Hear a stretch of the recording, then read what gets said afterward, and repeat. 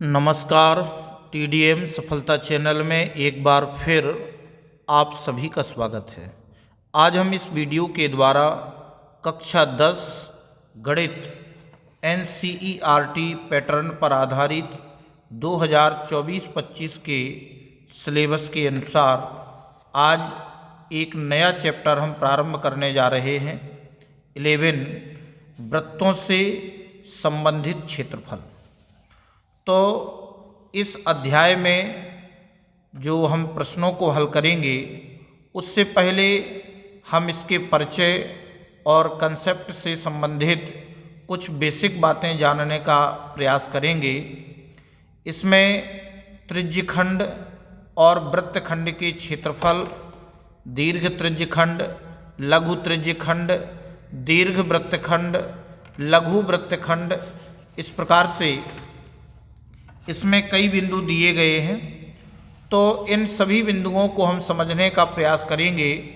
उदाहरण के पहले जितने भी बिंदु और टॉपिक हमें दिए गए हैं, तो प्रश्नों को हल करने से पूर्व अगर हम इन सभी बिंदुओं को अच्छी प्रकार से समझ लेते हैं तो फिर प्रश्नों को हल करने में हमें कोई परेशानी नहीं होगी और हम बड़ी ही आसानी के साथ किसी भी प्रकार के प्रश्नों को हल कर पाएंगे। तो देखते हैं। तो आप देख रहे हैं वृत्तों से संबंधित क्षेत्रफल, जो हमारा चैप्टर 11 है, एरियाज रिलेटेड टू सर्कल्स, वृत्तों से संबंधित क्षेत्रफल। तो देखो, सबसे पहले बिंदु में हम देखेंगे वृत्त का परिमाप अथवा वृत्त की परिधि। यानी परिमाप जो होता है, परिमाप का कहलाता है पूरी माप, और पूरी माप ही वृत्त की पूरी माप ही वृत्त की परिधि कहलाती है। तो पेरीमीटर ऑफ ए सर्कल और सर्क्यूम्फ्रेंस ऑफ ए सर्कल, यानी वृत्त का परिमाप या अथवा वृत्त की परिधि। तो आप जानते हैं कि एक वृत्त के अनुदिश एक बार चलने में तय की गई दूरी, एक वृत्त के अनुदिश अगर कोई वृत्त बना हुआ है, उस वृत्त के अनुदिश अगर हम एक बार पूरी परिक्रमा कर लेते हैं, पूरी जो दूरी है वह तय कर लेते हैं, तो तय की गई दूरी वृत्त का परिमाप होता है, जिसे हम वृत्त की परिधि भी कहते हैं। चूंकि वृत्त की परिधि जिसका सूत्र होता है 2 पाई r बटे व्यास, जिसको हम बोलते हैं 2r, यानी त्रिज्या का डबल।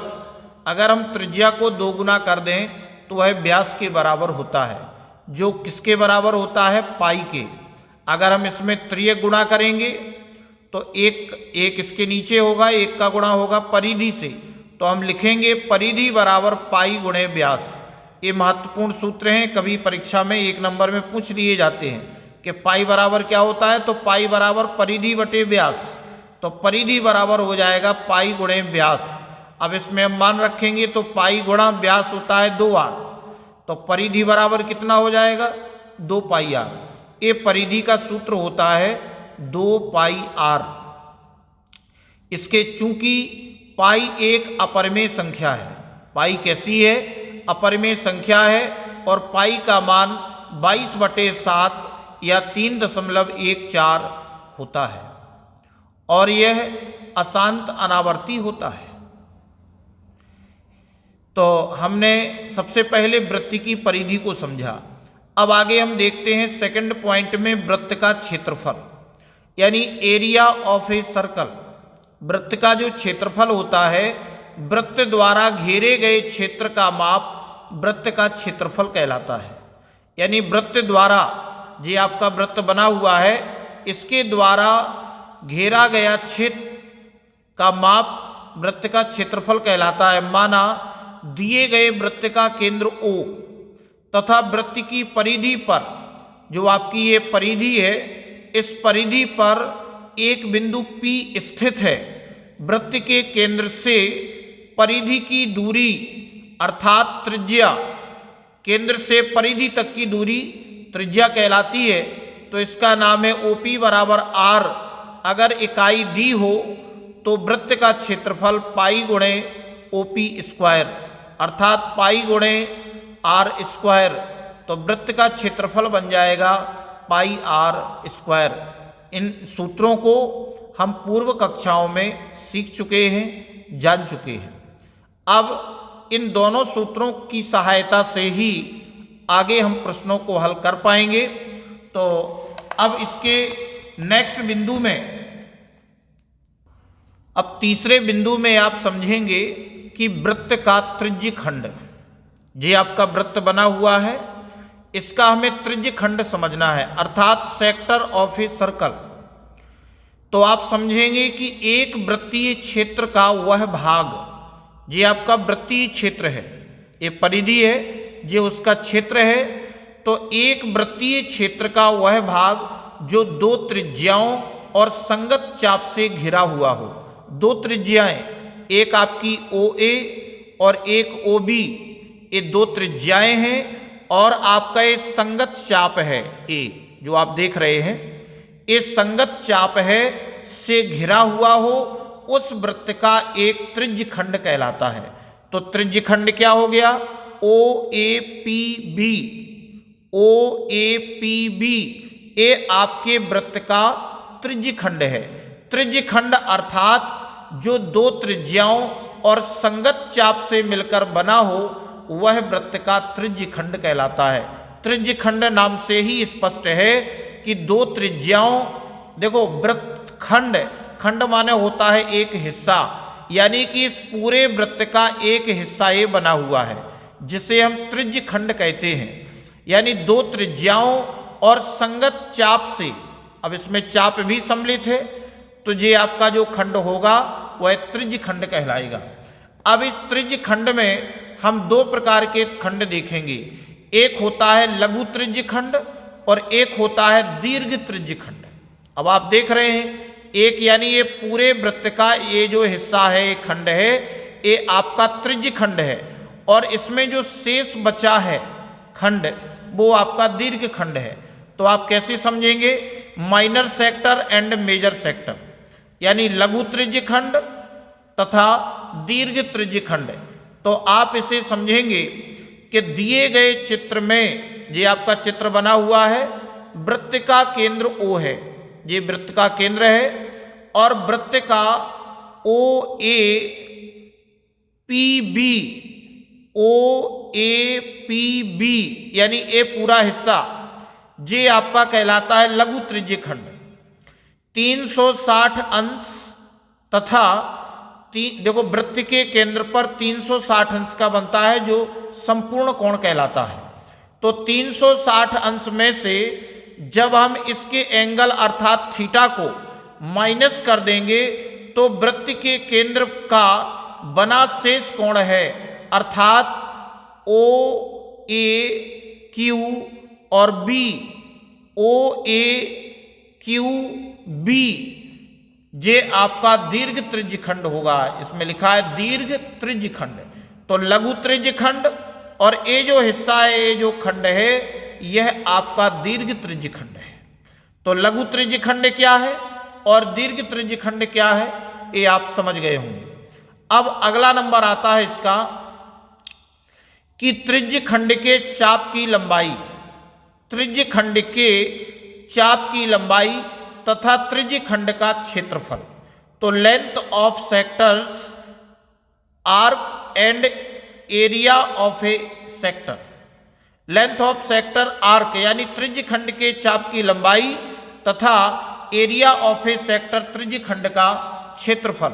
तो आप इसे समझेंगे कि आपका एक वृत्त बना हुआ है और ये आपका एक त्रिज्य खंड है। अब हम देखते हैं कि दिए गए वृत्त की त्रिज्या r, ये दोनों वृत्त की त्रिज्याएं हैं, और थीटा त्रिज्य खंड का अंशों में कोण है।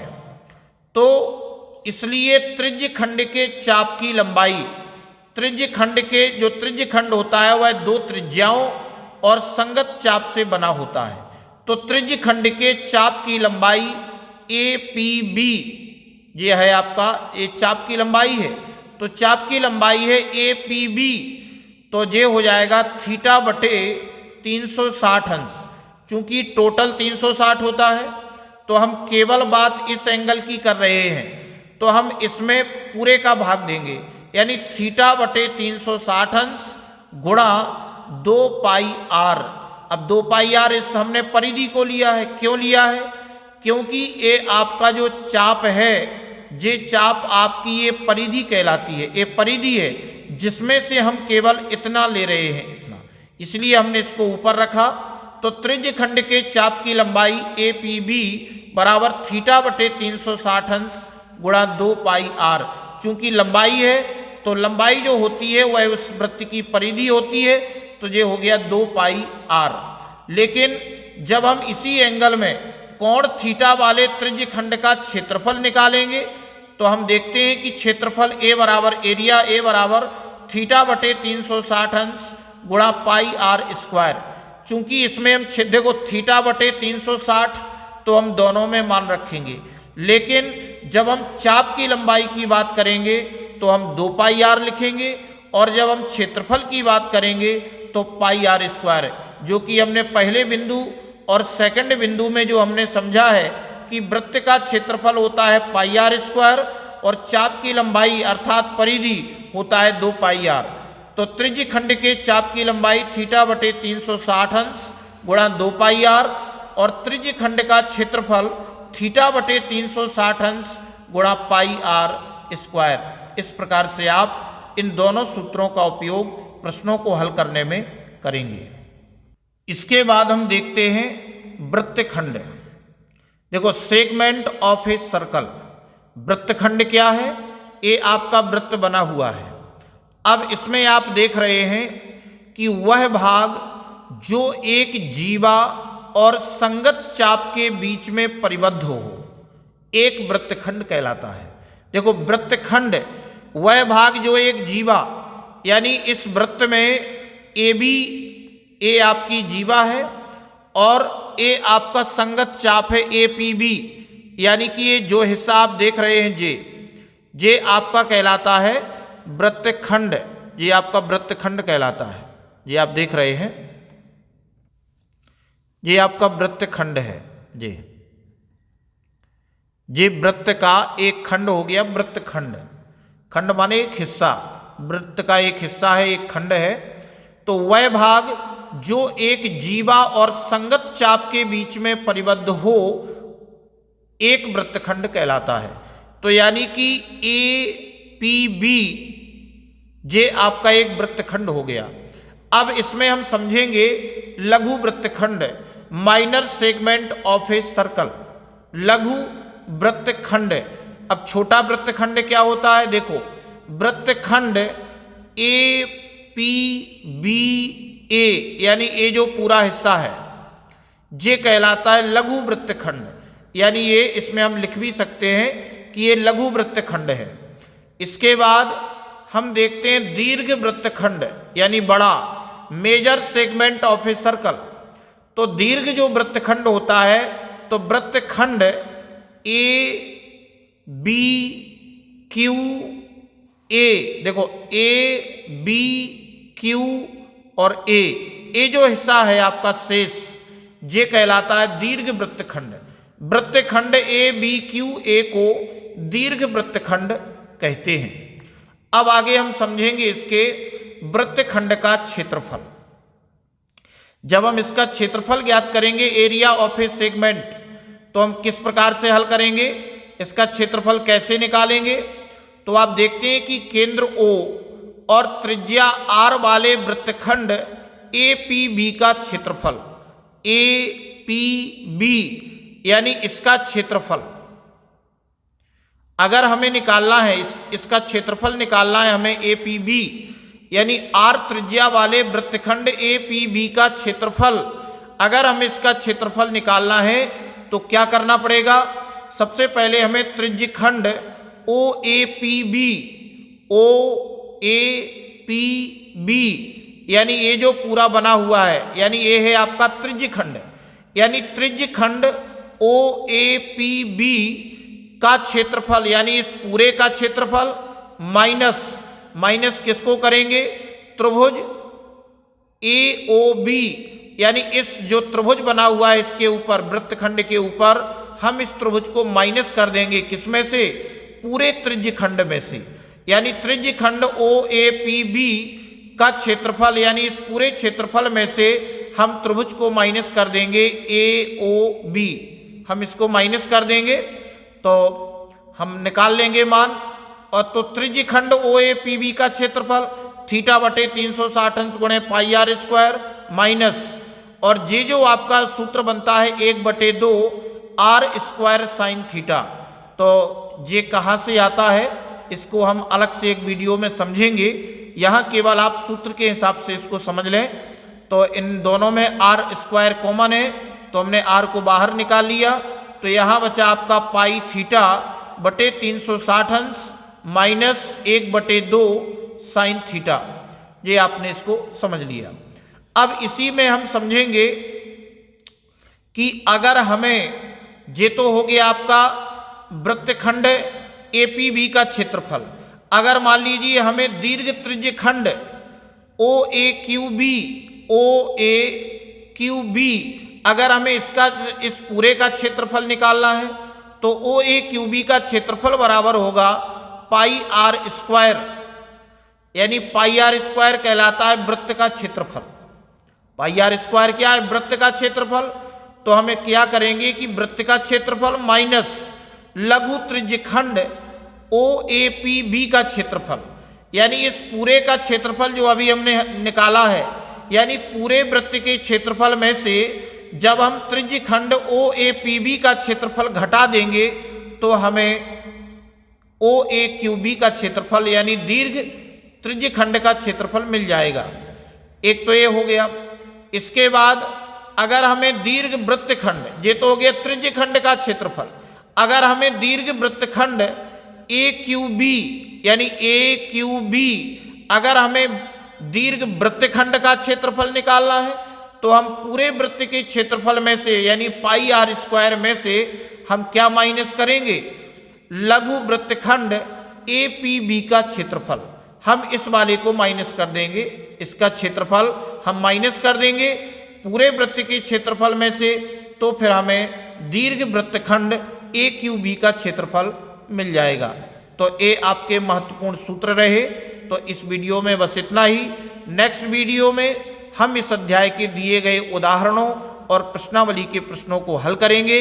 अगर आपको ये वीडियो अच्छा लगा हो तो वीडियो के लिए कमेंट और शेयर अवश्य करें। धन्यवाद।